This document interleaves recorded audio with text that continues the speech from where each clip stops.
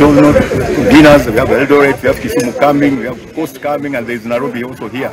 We just urge fans to come and watch this Red Bull 3 on 3, and I'm sure it's going to be massive. Come everybody, that is the children, old men, young men, come and Nairobi edition was affected because of the rains, and because we had almost that is about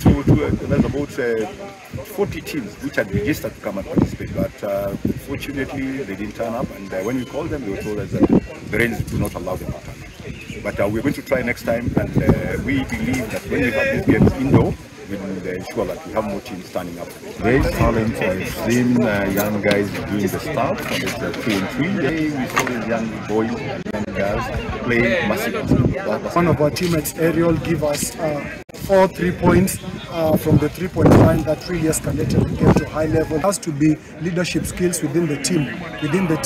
So that's the first thing. The coach is not supposed to be there. We did our best during our training to prepare for these games, and I'm sure it's the one that made us to qualify for the nationals. I believe Red Bull has empowered women, because as other people, maybe so many didn't know about this. So through Red Bull, they're able to now know this Red Bull competition